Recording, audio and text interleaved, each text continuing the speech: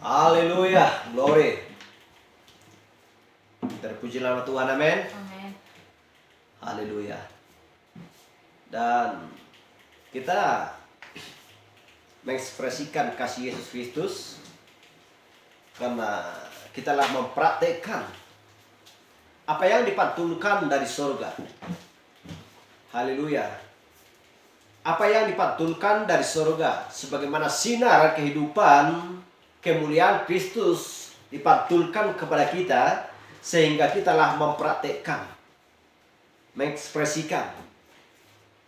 Karena kita adalah mempelai wanita yang sudah ditentukan dan dipilih oleh Tuhan sebelum dasar dunia ada. Amin. Kita adalah suratan Kristus yang hidup, yang dapat dibaca semua orang. Haleluya. Dan ketika bunga bakung sedang muncul, sedang menampakkan dirinya, sehingga semua tahun pun berdatangan untuk menikmati manisan yang ada di dalam bunga bakung tersebut yang tumbuh dari lembah, melampaui semuanya. Tantangan, rintangan, masalah yang berbagai macam hal yang dia lewati untuk tujuan memberikan sinar kemuliaan bagi setiap orang yang percaya kepadanya. Sehingga orang-orang percaya pun menikmati manisan, menikmati apa yang dikorbankan oleh Yesus Kristus bagi orang-orang pilihannya. Tetapi dia berkata bukan hanya orang pilihan, tetapi bagi semua orang yang datang kepadanya. Haleluya. Tetapi dalam artian menikmati adalah bahwa benar-benar merasakan, mengakui bahwa Yesus Kristus adalah juru selamatku, maka aku pun akan bertindak segera untuk melakukan kehendak-Nya. Haleluya. Karena lebah-lebah yang lain pun menikmati madu yang sama, manisan yang sama. Hal yang sama bagaimanapun juga antara ilalang dan gandum sama-sama menikmati matahari dan juga hujan yang sama. Tetapi untuk melakukan kehendak-Nya bukanlah semua orang. Hanya orang-orang pilihan, yaitu orang-orang yang berjuang sampai ke tanah perjanjian. Tanpa peduli bagaimanapun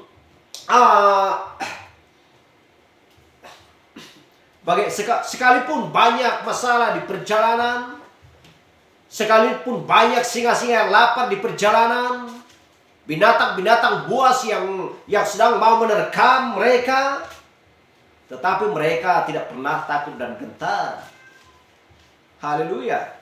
Karena mereka tahu bahwa Allah sedang ada di depan mereka untuk menuntun mereka sampai ke tanah perjanjian. Demikian juga lah orang-orang percaya di akhir zaman ini. Mereka memberikan bahwa mereka percaya bahwa Roh Kudus sedang menuntun mereka sampai ke tanah perjanjian. Haleluya.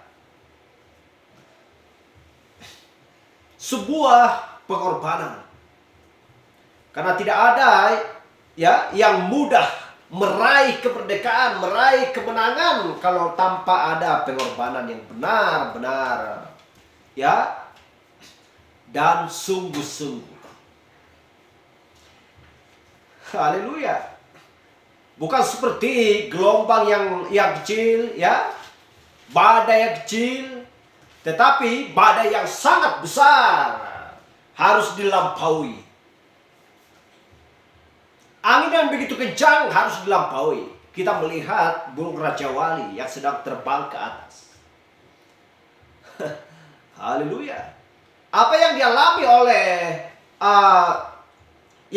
oleh murid Yesus Kristus ketika mereka berlayar di lautan.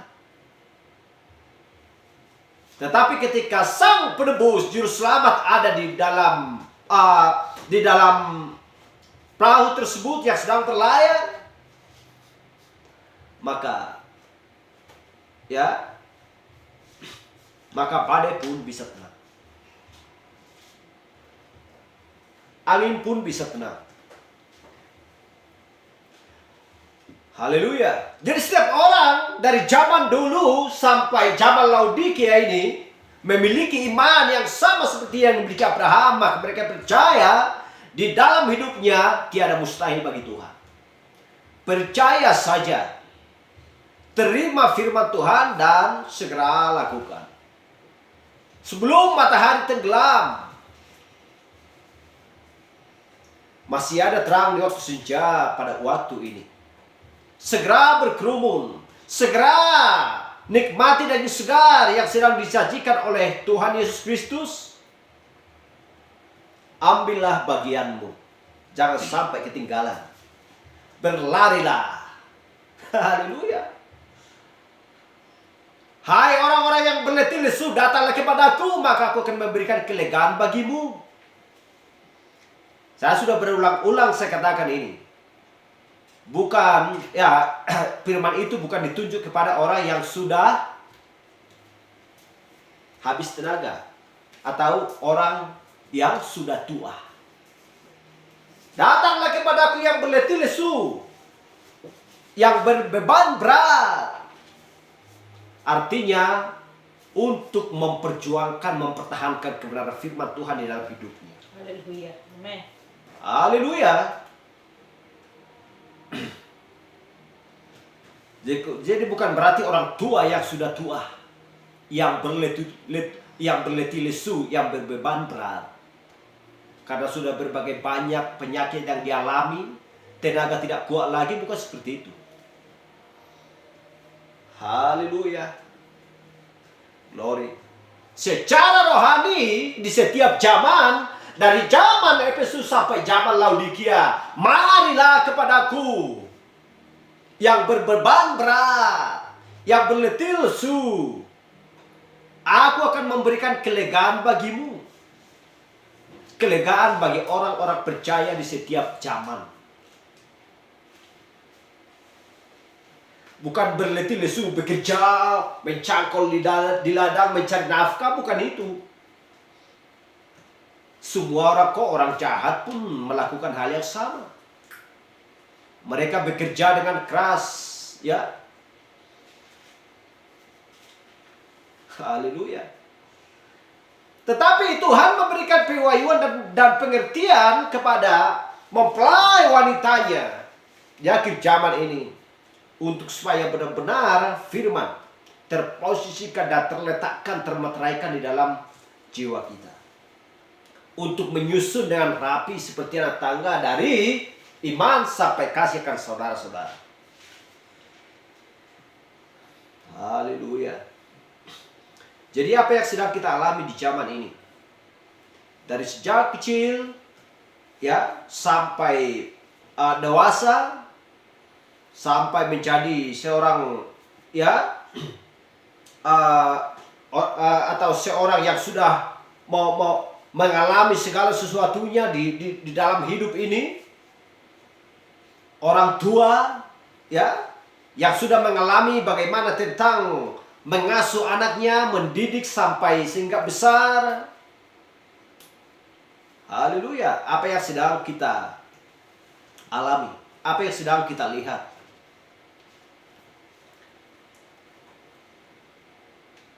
Haleluya. Jadi kalau kita sudah berada di dalam Kristus, pastinya kita akan mengambil keputusan. Hanya satu yang perlu dikerjakan dalam hidup ini, yaitu firman Tuhan. Kalau sudah melakukan firman Tuhan, berarti bagaimanapun tidak akan pernah bermalas-malas untuk bekerja. Haleluya. Gak ada yang namanya yang sudah ada dalam Kristus bermalas-malasan cari kerja atau bekerja. Bergiat terus selagi ada waktu. Haleluya, glory. Baik, mari kita langsung saja buka kitab kita selesaikan ini, yaitu Zaman Gereja Pergamus. Kita buka kitab kita di Wahyu 2:14.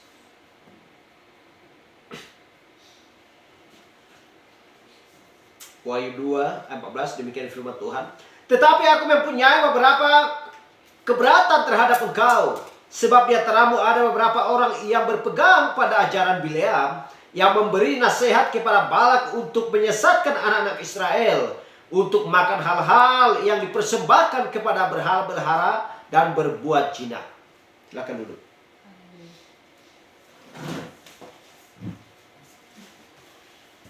Haleluya. Ini berbicara tentang ajaran Bileam. Dan ini adalah sebagai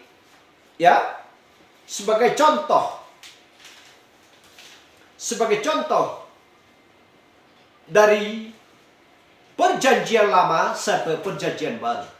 Dari gereja yang pertama sampai gereja yang akhir. Apa yang dia lakukan, apa yang dia ajarkan, apa yang dia pengaruhi, dan siapa yang melakukan, dan siapakah penerusnya sampai akhir zaman ini. Dari situlah kita tahu dari sistem cara kerjanya. Haleluya. Jadi kita sudah mengerti bahwa yang dilakukan oleh Bileam adalah salah, maka kita akan menghindari seperti yang dilakukan. Segera dihindari dan jangan dicoba-coba untuk berkerumun dan berkumpul seperti orang-orang seperti sifat Bileam ini. Haleluya. Jadi ajaran Nikolaus di dalam gereja dan kemudian ajaran yang lain ini tidak masuk juga ya. Jika kita menyingkirkan firman Allah dan gerakan Roh Kudus sebagai yang utama di penyembahan. Mereka menyembah aku, harus menyembah aku di dalam roh dan kebenaran. Maka kita pasti akan memberikan kepada jemaat suatu bentuk penyembahan yang lain sebagai sebuah pengganti. Ya, dan penggantian berarti ajaran Bileam. Haleluya. Jadi kalau kita memahami apakah ajaran Bileam ini di dalam gereja perjanjian baru, maka sebaiknya kita melihat kembali hal itu di gereja perjanjian lama. Dan menerapkannya ke zaman gereja yang ketiga ini, Pergamus. Dan kemudian membawanya ke zaman sekarang ini. Karena sejarah harus mengulangi diri sendiri. Haleluya. Karena kita tahu bahwa fisik yang mati, tetapi roh selalu bekerja. Harus ada pengganti.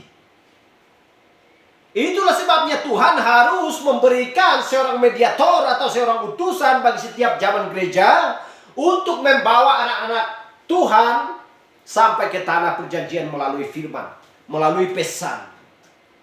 Karena Tuhan selalu membuat sebuah jalan untuk menyeberangi sungai tersebut. Haleluya. Ketika Israel keluar dari Mesir, apakah Tuhan tidak menyediakan jalan keluar bagi mereka? Tuhan menyediakan.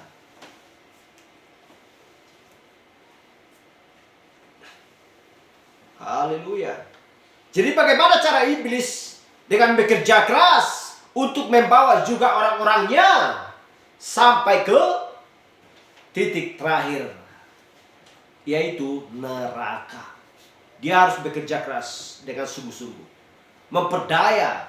Ya, kita lihat peristiwa di zaman dulu, memperdaya Hawa. Hal yang sama memperdaya orang-orang percaya di zaman ini. Tetapi Tuhan berfirman sekiranya mungkin, pastikan dirimu dan jelaskan bahwa kamu berada di atas batu karang yang teguh. Untuk supaya tidak dirubuhkan oleh badai dan angin yang kencang. Jadi kisah itu terdapat di Bilangan 22-25. Haleluya.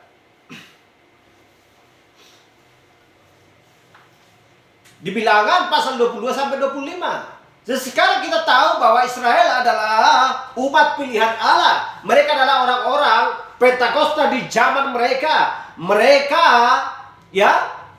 sudah menerima perlindungan di bawah darah. Maka semua sudah dibaptis di Laut Merah. Dan mereka keluar dari air dengan menyanyi di dalam roh dan menari di bawah energi Roh Kudus. Sementara Miriam, Nabiah itu, ya, memainkan rebananya. Haleluya. Jadi setelah itu mereka mengadakan perjalanan. Sampailah anak Israel ini ke Moab. Kita ingat siapakah Moab? Dia adalah anak Lot yang dilahirkan dari salah seorang dari putrinya Lot sendiri. Dan pada gilirannya Lot adalah, ya, kemenakan Abraham. Jadi Israel dan Moab masih famili. Haleluya. Orang-orang Moab itu tahu kebenaran. Apakah mereka menghidupinya atau tidak? Haleluya. Jadi sampailah Israel di perbatasan Moab dan mengirimkan utusan-utusan kepada raja, ya, dengan berkata, kita ini adalah saudara. Izinkanlah kami melewati negerimu. Kalau orang-orang kami atau anak-anak kami makan atau minum apapun, maka kami akan dengan senang hati membayarnya. Bukan gratis, tetapi membayarnya. Akan tetapi Raja Balak menjadi sangat bergairah. Sang pemimpin dari kumpulan Nikolaus itu sudah hendak tidak membolehkan gereja itu lewat yang disertai, ya, dengan tanda-tanda dan keajaiban-keajaiban dan bermacam-macam pernyataan Roh Kudus. Dengan wajah mereka yang berseri-seri karena kemuliaan Allah. Jadi hal itu terlalu beresiko. Sebab dia akan kehilangan sebagian jemaatnya. Jadi Balak menolak untuk membiarkan Israel lewat. Pada kenyataannya, ya, ketakutan dan terhadap mereka begitu besar sehingga dia pergi menemui seorang nabi sewaan yang disebut Bileam. Dan meminta kepadanya untuk mengantarai antara dia dan Allah. Dan memohon supaya yang Maha Kuasa mengutuk Israel. Kita bayangkan. Kita bayangkan. Memohon, ya, supaya yang Maha Kuasa, supaya Allah mengutuk Israel. Betapa menjijikkan cara dan sifat karakter mereka di hadapan Allah. Haleluya. Kita bayangkan.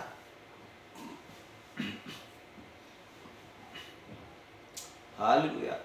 Dan membuat mereka tidak berdaya. Dan Bileam yang menang berhasrat untuk ambil bagian di dalam urusan-urusan politik.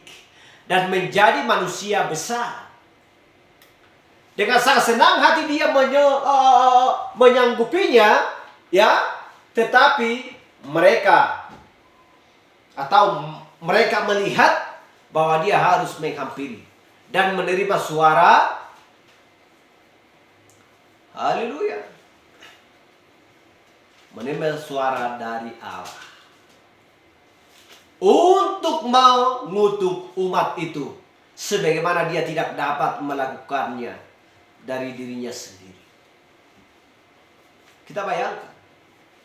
Jadi dia pergi untuk bertanya kepada Tuhan apakah dia diberi izin olehnya untuk pergi. Sekarang bukankah hal itu sama dengan kaum Nikolaus yang ada bersama dengan gereja-gereja di zaman ini? Mereka mengutuk setiap orang yang tidak mau mengikuti cara mereka. Kita bayangkan. Karena dia sudah memiliki tahta. Dia sudah dimahkotai. Namanya sudah disanjung-sanjung. Lebih daripada Allah. Melakukan tindakan di zaman ini bukan seperti itu. Kita lihat. Menantikan kedatangan Mesias, Juru Selamat kita. Gak pernah orang berbondong-bondong. Gak pernah orang bersungguh-sungguh. Ya. Dengan jumlahnya begitu banyak. Tetapi kalau menyambut kedatangan presiden, ya, wali kota, gubernur, maka semua orang berbondong-bondong untuk menantikan dia. Kita bayangkan. Haleluya. Kita lihat siapa kepribadian Bileam ini. Apakah dia menyatu dengan pemerintah atau tidak?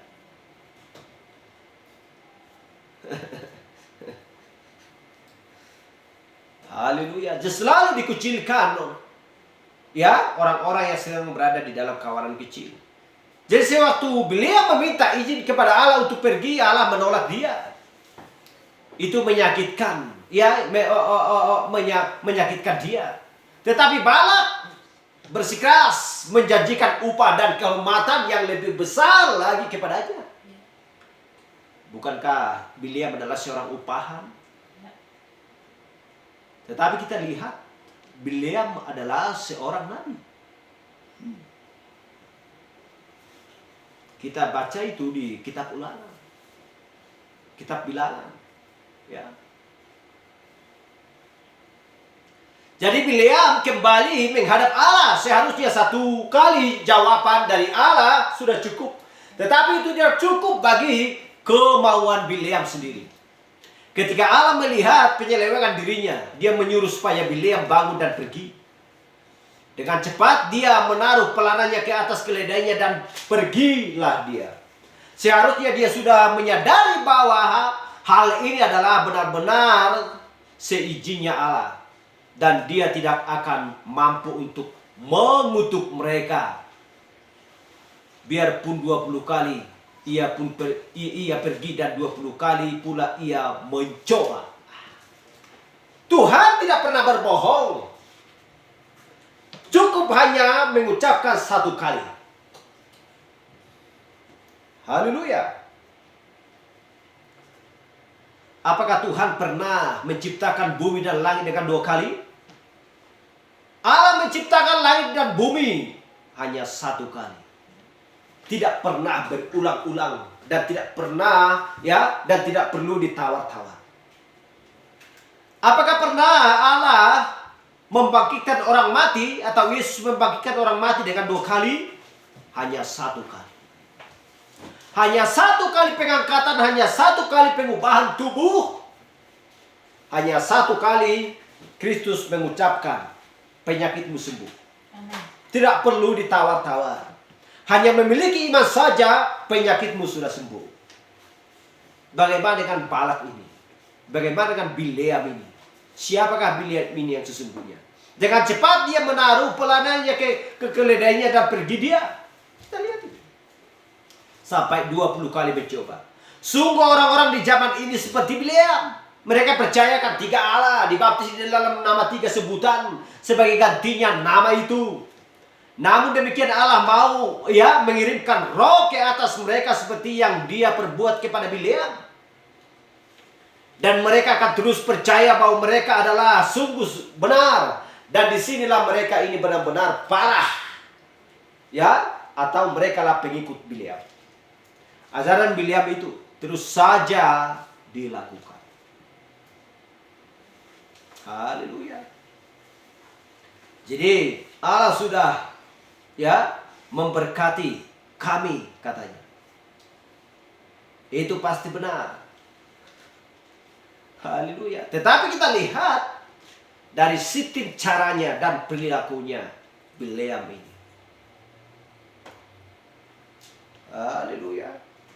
Dan kita tidak menyangkali hal itu.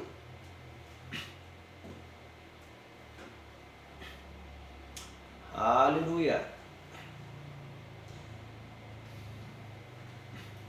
Jadi, tapi itu adalah jalan yang sama yang ditempuh oleh Bileam. Demikianlah organisasi.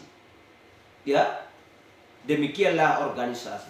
Itu melanggar firman Allah. Itu adalah pengajaran yang palsu.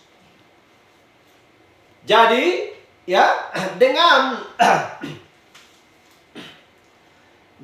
liarnya Bileam melintasi jalan itu sampai seorang malaikat dari Allah berdiri menghalangi jalannya. Tetapi nabi itu, siapakah dia pada waktu itu? Bishop atau kardinal, ketua umum atau presiden, dan penilik umum. Sangat dibutuhkan terhadap hal-hal yang rohania oleh pemikiran tentang kehormatan. Inilah yang tidak bisa diturunkan oleh pikirannya sendiri. Dan kemuliaan dan uang, sehingga dia tidak dapat melihat malaikat itu berdiri dengan pedang terhunus. Disitulah dia berdiri, ya, disitulah dia berdiri untuk menghalangi nabi yang gila itu. Si keledai kecil itu melihat malaikat itu dan melangkah maju mundur sampai akhirnya keledai itu menjepitkan kaki Bileam ke sisi dinding batu itu. Keledai itu berhenti dan tidak mau berjalan terus. Bileam tidak bisa jalan.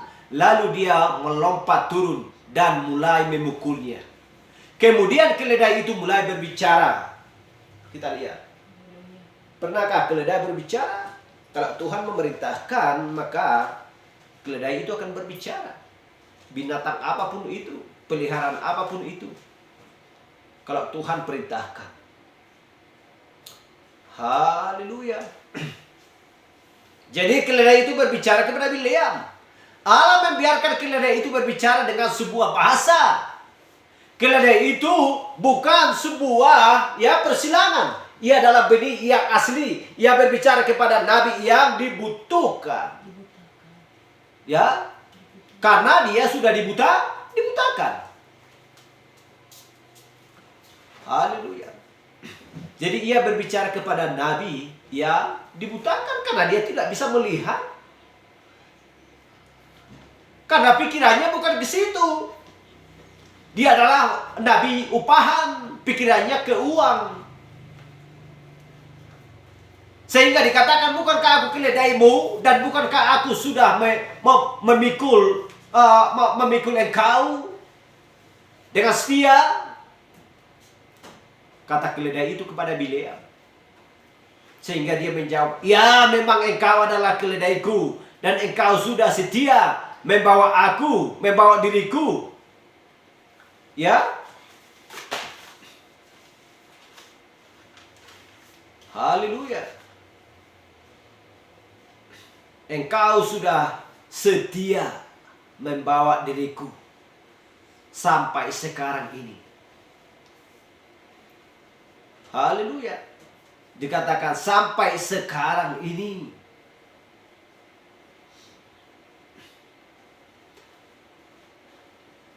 Haleluya. Jadi berbicara kepada seekor keledai menggelikan sebenarnya.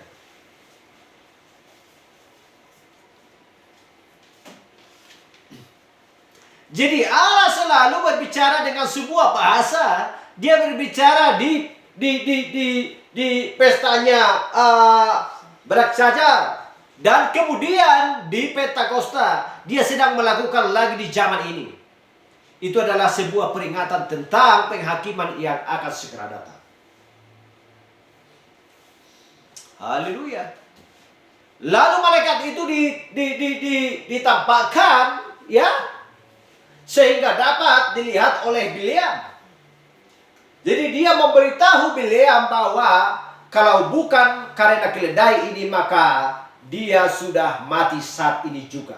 Sebab mencobai Allah. Tetapi ketika Bileam berjanji untuk pulang kembali, dia diutus dengan peringatan bahwa dia hanya mengatakan apa yang diberikan Allah kepadanya. Jadi Bileam pergi dan mendirikan 7 mezbah untuk persembahan korban binatang-binatang yang tidak najis. Dia menyembelih seekor domba jantan, ya, yang melambangkan kedatangan Mesias. Dia tahu apa yang harus dilakukan untuk menghampiri Allah. Jadi dia mempunyai, ya, mekanik yang besar, tetapi tidak mempunyai dinamiknya.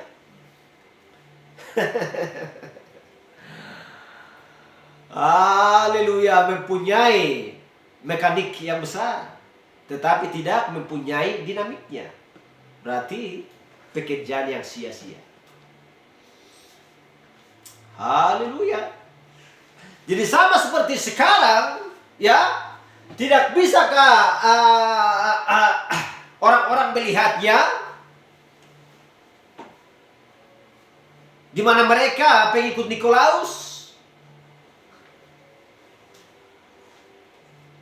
Kita lihat di lembah itulah Israel sedang mempersembahkan korban yang sama, melakukan hal-hal yang sama. Tetapi hanya satu yang mempunyai tanda-tanda yang menyertai.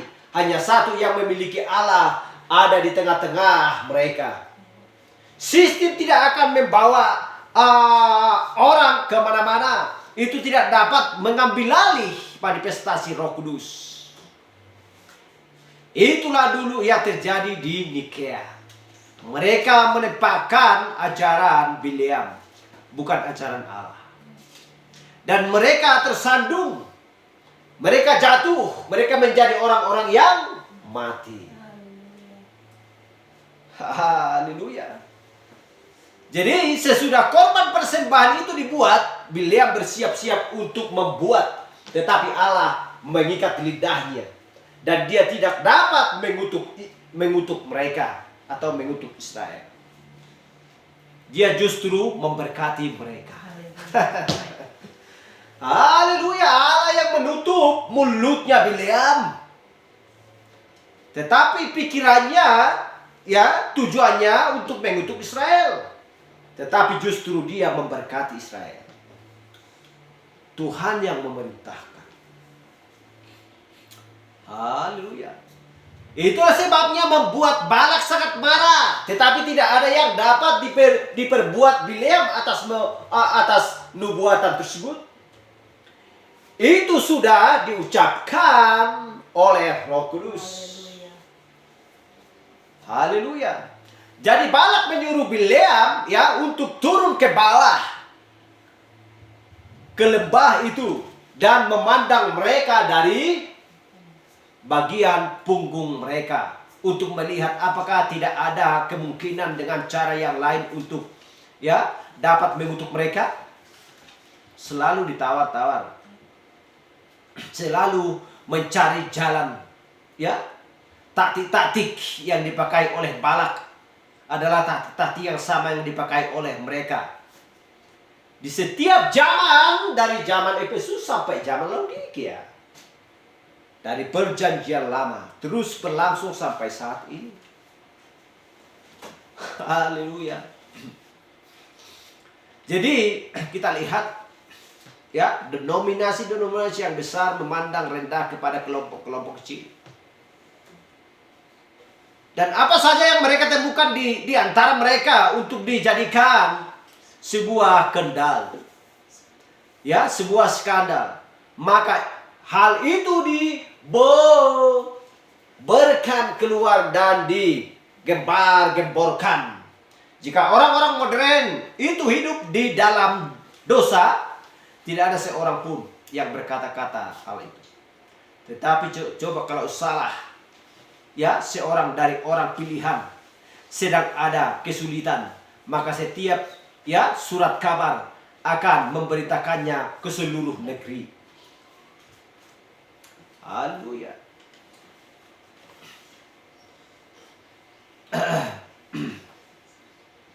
Haleluya. Coba kita ingat ketika Kristus ada di bumi. Orang-orang Farisi Saduki, mereka adalah agamawi. Pertanyaan, apakah mereka bergabung dengan pemerintah? Bergabung.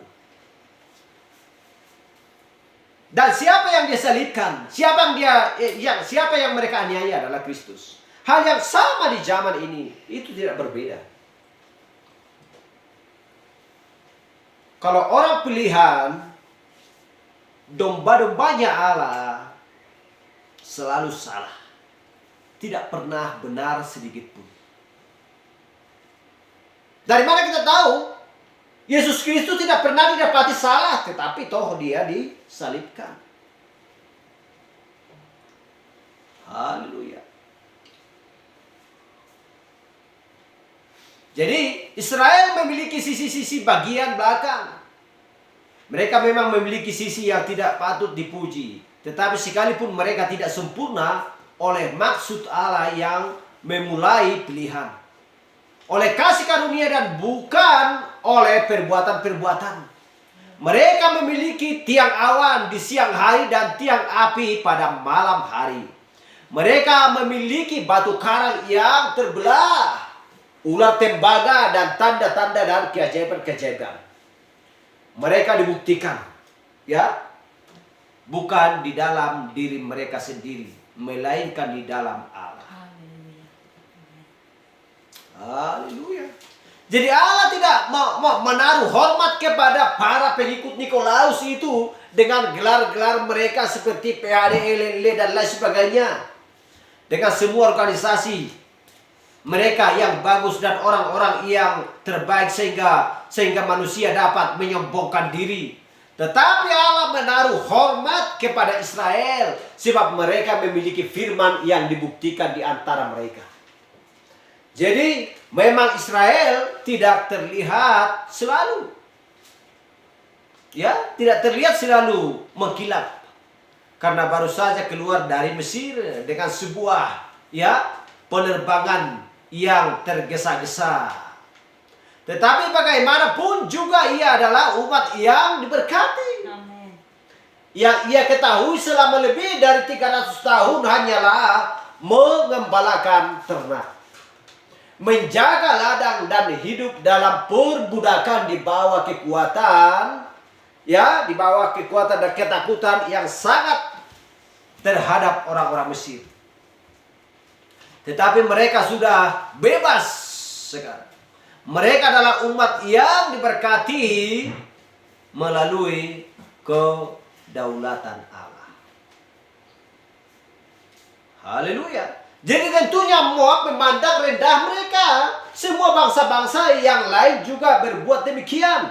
Organisasi-organisasi selalu memandang rendah kepada yang tidak, ya, berorganisasi dan juga bertekad untuk membawa mereka masuk ke organisasi atau membinasakan mereka jika mereka tidak mau masuk.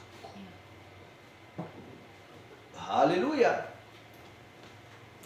Jadi sekarang seorang akan bertanya, ya, kepada orang pilihan, kepada utusan. Haleluya.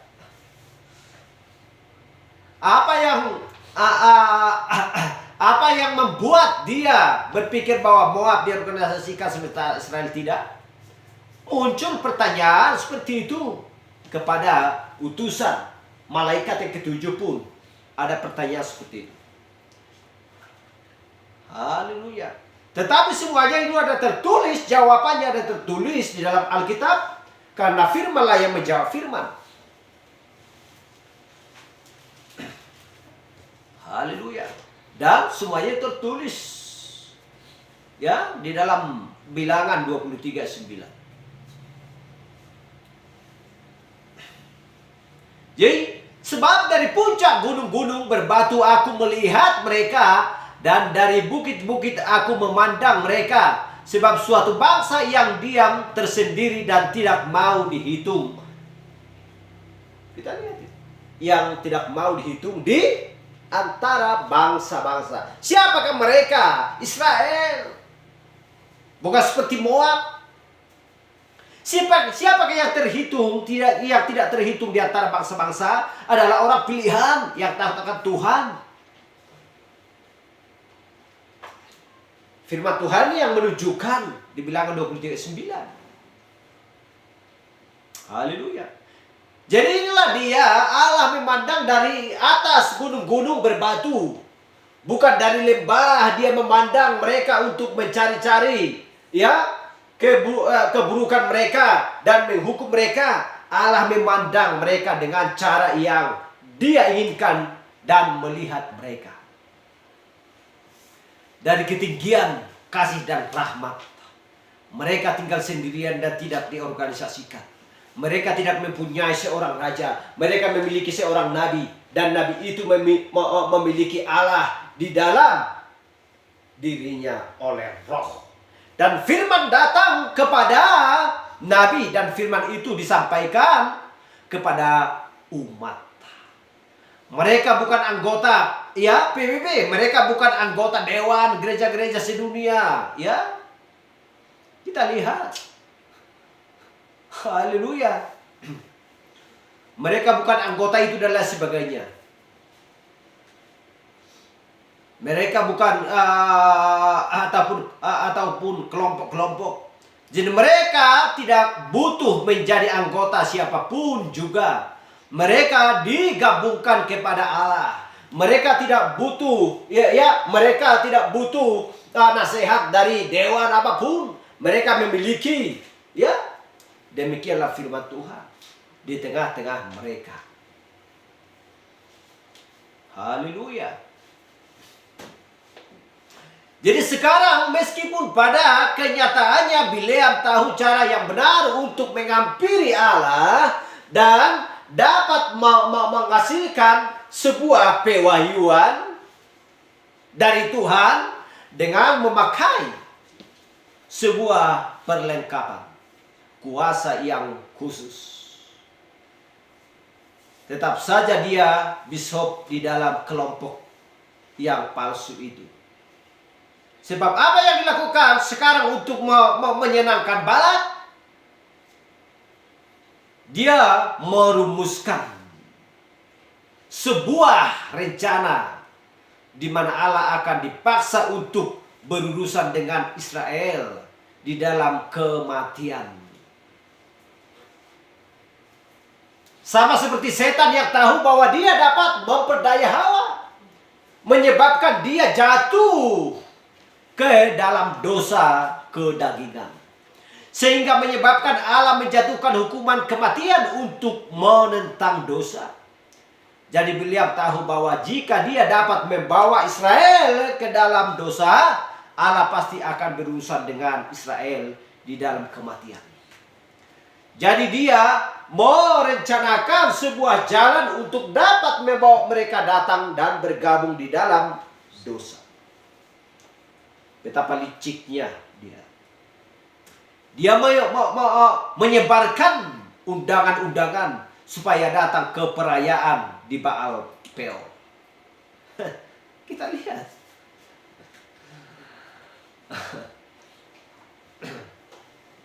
Hampir di setiap kota, hampir di setiap desa pun terjadi. Kerajaan terus maunya tidak menyimpang dari dalam kerajaannya, dari dalam penguasaannya. Padahal perilakunya, prinsipnya, karakternya menjijikkan di mata Tuhan. Haleluya. Apa yang dilakukan? Mari datanglah dan menyembah bersama kami.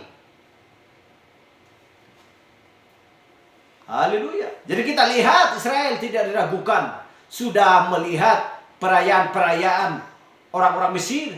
Jadi mereka tidak merasa bersalah kalau mereka dengan datang dan sekedar melihat-lihat dan barangkali makan bersama-sama dengan orang-orang itu. Apakah salahnya dengan persekutuan? Haleluya. Jadi kita akan seharusnya mengasihi mereka. Kalau tidak, bagaimana kita dapat memenangkan mereka? Persahabatan tidak akan pernah menyakiti siapapun. Atau demikianlah pemikiran mereka. Ya. Tetapi ketika wanita-wanita Moab yang seksi itu mulai menari dan menanggalkan pakaian mereka, sementara mereka terus berputar-putar mengikuti irama musik rock atau musik apapun itu. Mereka menggoda dan bangkit di dalam diri orang-orang Israel, dan mereka terseret ke dalam pencabulan, dan Allah di dalam murkanya membunuh 42.000 orang dari antara mereka. Berarti tidak perlu bercampur, tidak perlu mengikuti, tidak perlu sistem mengasihi kalau memang mereka di luar Tuhan, di luar pikirannya Tuhan, di luar firman. Pisahkan dirimu, itulah yang dimaksudkan. Haleluya. Dan itulah yang dilakukan oleh Konstantin dan para penaruhnya, penerusnya di Nikea. Dan sesudah Nikea, mereka mengundang umat Allah ke pertemuan itu. Dan ketika gereja duduk untuk makan dan bangkit untuk bermain, mengambil bagian dalam sistem gereja, upacara-upacara dan perayaan-perayaan berhala yang diberi nama menurut ritual-ritual Kristen, ia terjebak. Ia sudah berbuat zina dan Allah pergi. Haleluya. Ketika seorang berpaling dari firman Allah dan bergabung kepada sebuah gereja sebagai gantinya menerima Roh Kudus, maka orang tersebut mati. Mati. Begitulah keadaan orang-orang tersebut. Haleluya. Jangan masuk ke organisasi dan mengambil bagian dalam kredo-kredo dan tradisi apapun itu untuk menggantikan firman dan roh.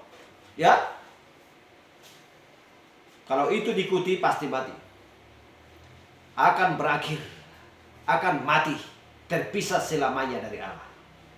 Itulah yang sudah terjadi di zaman, di setiap zaman. Allah membebaskan umat itu, mereka keluar oleh darah, dikuduskan oleh firman, berjalan melalui baptisan air dan dipenuhi dengan roh. Tetapi sesudah beberapa waktu kemudian, kasih yang semula itu menjadi dingin. Dan seseorang mendapatkan ide itu bahwa mereka seharusnya berorganisasi untuk menjaga diri mereka dan berbuat sebuah nama bagi diri mereka sendiri. Dan mereka mengorganisasikan diri mereka tepat di angkatan yang kedua. Dan bahkan kira-kira sebelum itu, mereka sudah mati. Mereka tidak lagi memiliki roh Allah. Selain satu bentuk penyembahan, mereka mati. Mereka sudah menyilangkan diri mereka dengan kredo dan sistem dan tidak ada lagi di dalam diri mereka. Jadi Bileam membawa Israel untuk melakukan perzinahan. Haleluya. Dan kita tahu bahwa perzinahan secara fisik adalah roh yang sama yang juga terdapat di dalam agama yang diorganisasikan. Haleluya. Jadi roh perzinahan adalah roh organisasi. Dan semua perzinahan akan mendapatkan tempat mereka di dalam lautan api. Itulah yang Allah pikirkan tentang organisasi. Haleluya. Pelacur itu, putri-putrinya akan berada di dalam lautan api. Siapakah pelacur? Adalah Isabel. Dan kita tahu dari sistem perbuatan Isabel. Dan siapa pewarisnya dan pengikutnya. Jadi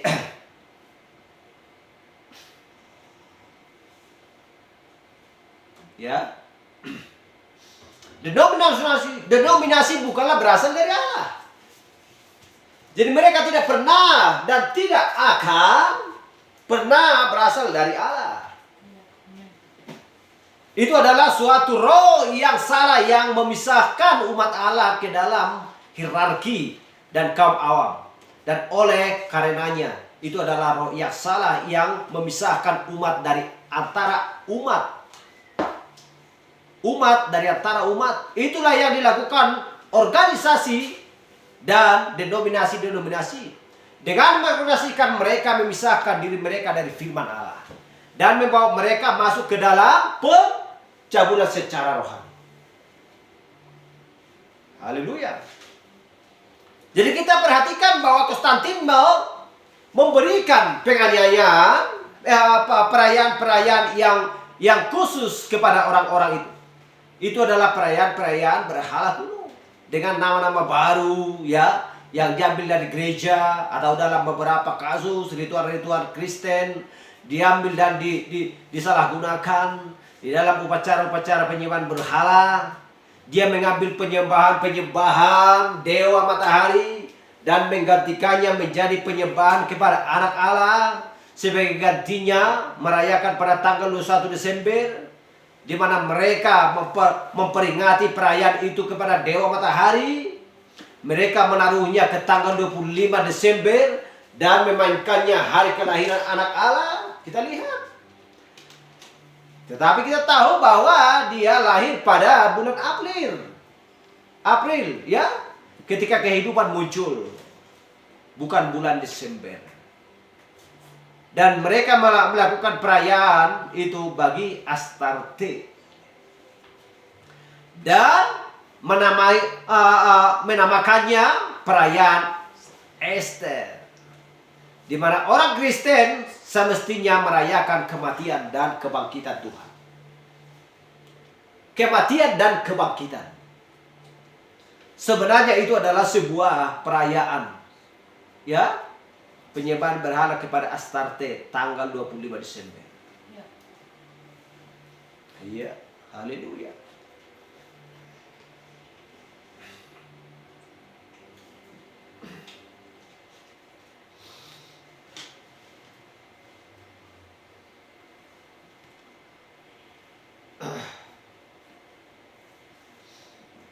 Kita baca dulu di Wahyu 2 peringatan. Di Wahyu 2 ayat 16 peringatan.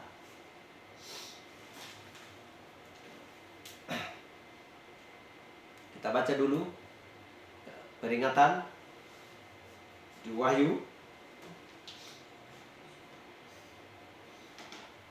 Haleluya.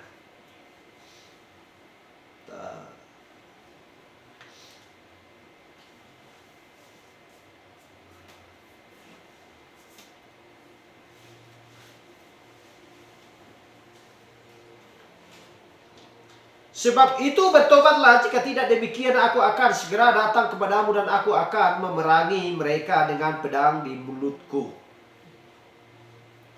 Jadi apalagi yang dia bisa katakan? Dapat Allah memaafkan dosa mereka yang sudah memakai namanya di dalam kesia-siaan. Hanya ada satu cara untuk menerima kasih karunia pada saat di dalam dosa, bertobat. Mengakui bahwa kita bersalah, datang kepada Tuhan untuk pengampunan dan untuk roh Allah. Jadi ini adalah perintah dari Allah. Tidak taat berarti kematian. Sebab dia berkata, aku akan memerangi engkau dengan pedang di mulutku ini. Haleluya. Jadi binatang itu memerangi orang-orang kudus, tetapi Allah akan memerangi binatang itu. Mereka yang melawan firman, maka suatu hari nanti firman akan memerangi mereka. Haleluya. Akan memerangi mereka. Haleluya. Jadi kesudahan mereka kalau bukan kematian dan kebinasaan, tetapi kasih karunia Allah masih berseru, bertobatlah. Haleluya. betapa manisnya pemikiran-pemikiran tentang pertobatan. Tidak ada apapun yang bisa kita lakukan selain kepada salibmu saja saya berlekat. Saya bawa kesedihan saya bertobat sebagaimana saya adanya. Memohonlah selalu kepada Tuhan. Haleluya. Glory. Karena darah Kristus, ya, yang tidak lain darah Yesus, itulah yang membasuh dosa-dosa dan kesalahan kalau sudah bertobat. Haleluya. Kita lihat upah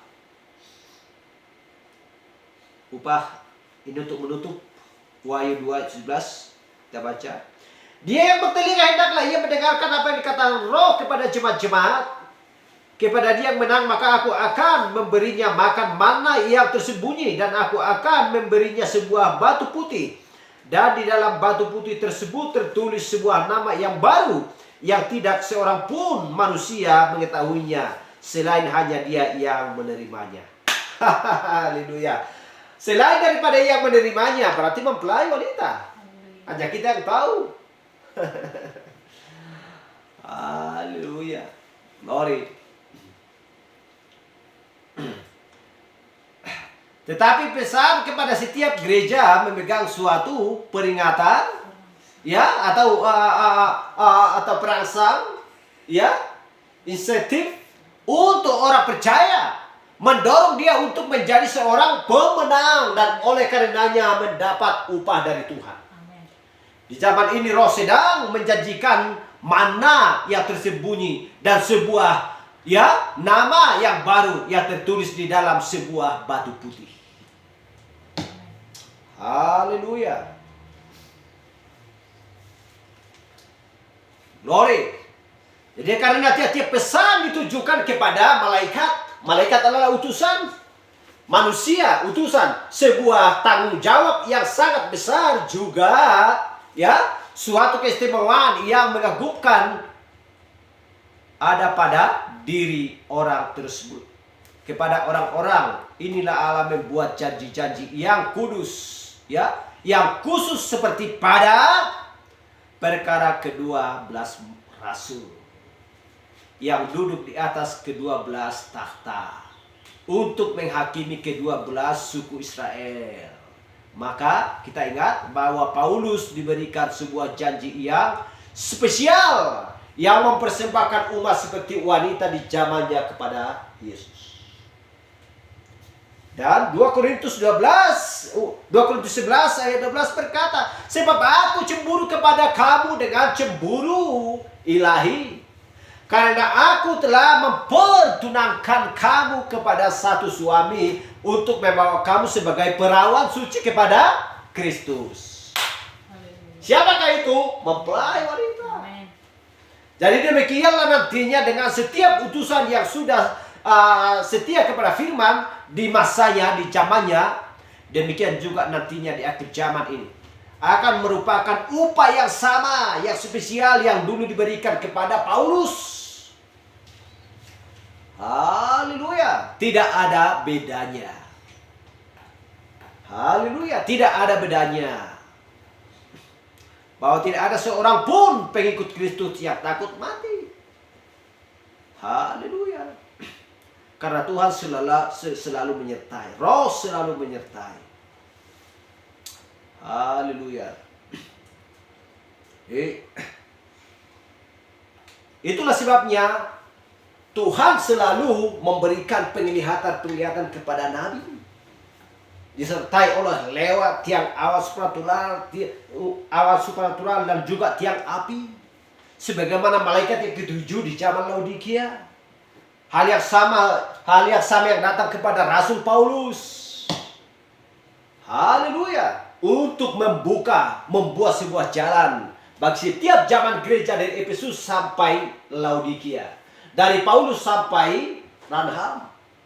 Kita tahu bahwa di zaman Efesus utusan adalah Paulus, Smyrna adalah Irenaeus, Pergamus adalah Martin Luther, Tiatira adalah Columba, ya. Sardis adalah Martin Luther, Philadelphia adalah John Wesley, Laodikia adalah William Branham yang disertai oleh Allah Subhanahu wa taala tiang api, menyembuhkan orang sakit, membangkitkan orang mati, mengetahui isi hati orang. Haleluya. Harus menggenapkan firman Tuhan. Orang percaya yang sudah di dalam firman, maka tahu apa yang harus dilakukan dan tahu meletakkan dari kitab Kejadian sampai Wahyu. Kenapa? Karena sudah memiliki pewahyuan. Terpuji nama Tuhan, sampai di sini pembahasan kita. Tuhan memberkati kita. Haleluya. Glory. Kita akan percaya bahwa firman-Nya akan termataikan di dalam palungan jiwa kita. Haleluya. Haleluya. Glory.